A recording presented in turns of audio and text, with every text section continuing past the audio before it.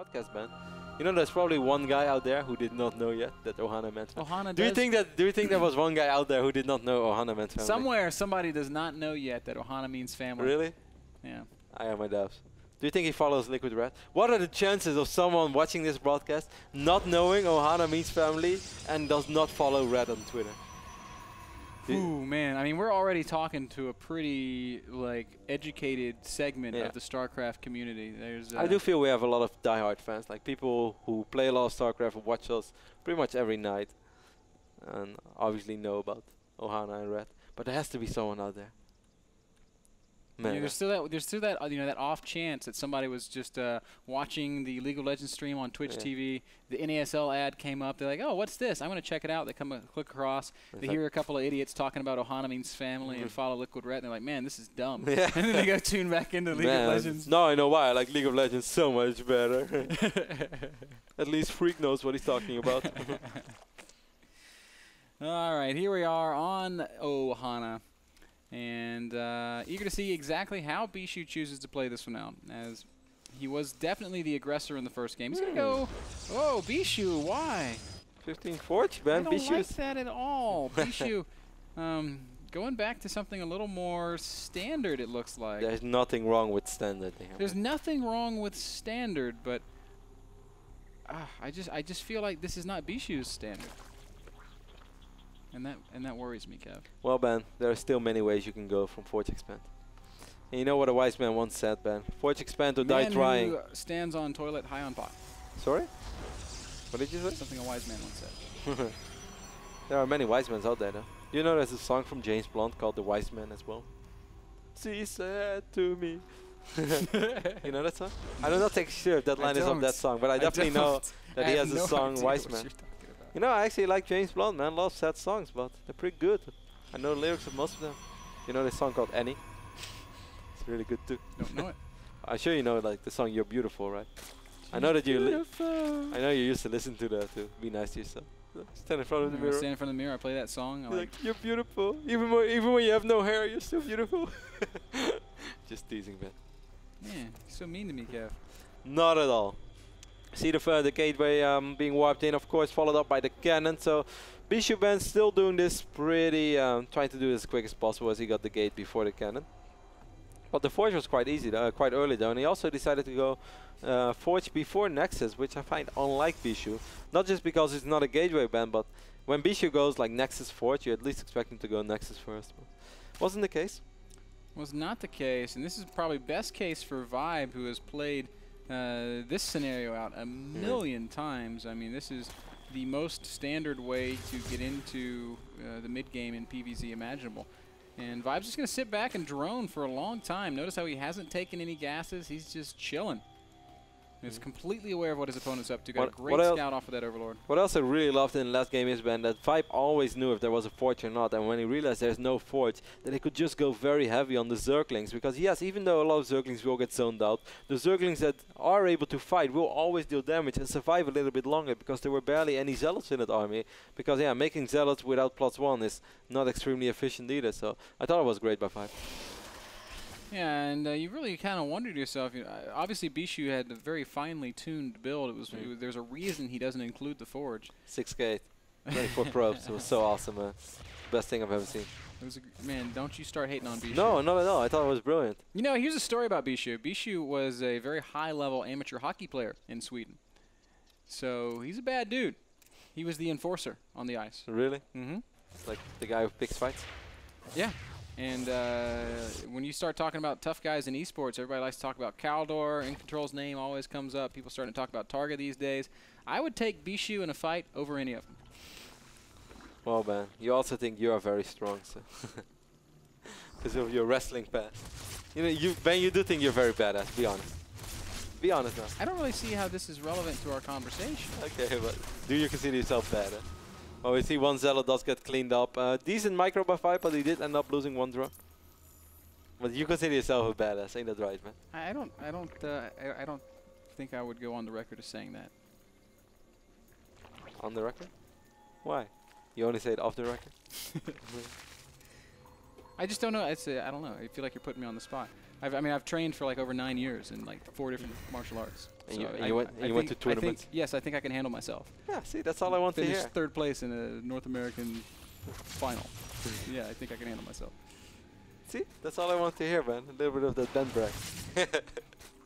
Couple of stalkers poking on the other side of the map. Taking a look at Bischu's base, man. Look at this. Wow. Talking about unlike Bischu behavior. Breaking the metagame, really super fast third base. And, well, again, this is something that Vibe should be really comfortable playing against. Bischu's still poking around with these stalkers, trying to see what he can see and just pressure Vibe in whatever way that he can. Vibe's not really taking the bait, though. He's not panicking and producing a lot of units. He's still droning in the face of this. He's just like, whatever, Bischu. I know what's up. Those 4 stalkers, though, man. 4 stalkers is actually quite an annoying number. Now we do see the first roaches in production. Of course, Bischu is careful as well, because he doesn't know about Zergling speed. It's getting close to done, though. Well, imagine how annoying he could really be with those 4 stalkers if he went right into this. I think he could have picked off a queen if he wanted to, or maybe 1 or 2 hatching roaches. But it's not going to be the case. Bischu's going to fall back. He's just going to get a lot of gates. What he has been doing, though, with this aggression is keep Vibe at least on the back foot. But Vibe does know about this Nexus. He saw it with his Overlord, which I did not think he did yet, but he did. Man, this is kind of a crazy game now as well. 59 drones against 53 probes. What are your thoughts, man? I think this is kind of the opposite of what anybody expected to see in this game, but I don't mind it at all.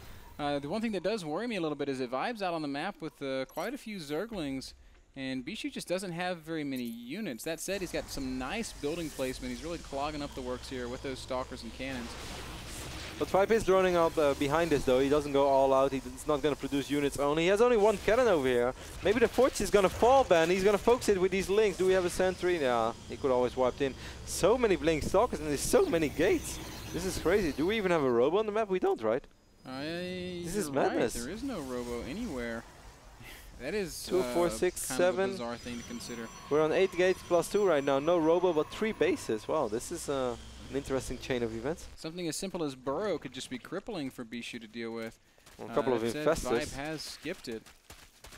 Roach production is starting right now. Plus 2 is almost going to be ready, though. Bischu is going to be able to muster out an enormous amount of stalkers. I think this is going to be pretty hard for Vibe to deal with. This is going to be plus 2 stalkers, man. 11-minute mark of 8 gates. 22 of them against 3 roaches and 20 lings with good micro. There's no telling what could happen here. There are a lot more roaches in production. Burrow and pathogen glands both on the way. So Burrow is a real game changer here, and Infestor is always very strong against stalkers. I have a feeling this is still coming a bit too early for Vibe. Of course, it's hard for Bischu to really know what's going on. Most of those roaches did pop right now, so we have 17 roaches and 28 links. Oh, Bischu, you're going to have to go off creep, though. I don't know about those blinks, Kevin. No. He's taking a lot more damage than he really wants to take. And these roaches are going to trade pretty well against these stalkers. Bischu maybe misplayed that a little bit. Here comes the reinforcements, so they will push Vibe back again, but 40 Zerglings about to pop out, and Burrow also finishing. Yeah, Infestors are going to go in production now as well. The creep spread is so crucial against this play of Bischu, and just imagine if the creep spread wasn't as good as it was. Oh, stalkers might be surrounded. They do get partially surrounded. Blink is on cooldown for a lot of them. Finally, it refreshes, allowing Bischu to try to fight backwards once more, but Vibe has way too much for the Protoss player to deal with. Overwhelming numbers, doesn't even need the Infestors. And guys, this is why Vibe was your American champion in WCS. This is why he was the North American runner-up. Such clean in the macro Continental Finals. by Vibe as well. Still 50 links in production, man. Just imagine how good his injects has been so far. And his money was below 100 minerals after he just hatched all those links. Really solid play. This is a top foreign Zerg, Kevin. He is maybe not as celebrated or as accomplished as a Nurcio, a Stefano, or even a Scarlet, but this guy plays at the level of those other guys, and you just cannot write Vibe off ever. A fantastic Zerg player. Getting all the way up into the main base of Bischu. These roaches are, of course, doomed to with Burrow, this is going to be super annoying. Bischu right now is going to warp in a robotics facility, but so many links are going to stream in the natural. Vibe still doesn't realize there's no detection. Finally, he does burrow, and he's like, oh, that's nice. That's good to know. While all of that was happening, Lings just ransacking the natural expansion, units dying everywhere.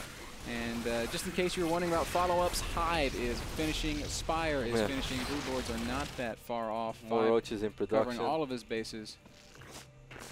Just fantastic play. Really, really solid.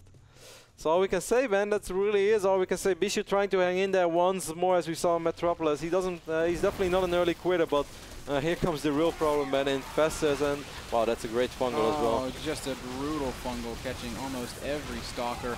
That will be curtains for Bischu, who's going to try to micro out the last seconds of this game, but there's just nothing he can do. Vibe, North American superstar, takes it 2-0. GG gets called, and Root for Root Vibe continues to play some of the best StarCraft that we've ever seen out of North America. Yeah, not just that, but has a perfect start right now in the NASL. He's 3-0 and 6-1 in maps. That's fantastic. He does still have to play against MC and Teja, and those, of course, two guys that are going to face off later against each other. Before that, we're going to have one more best of 3.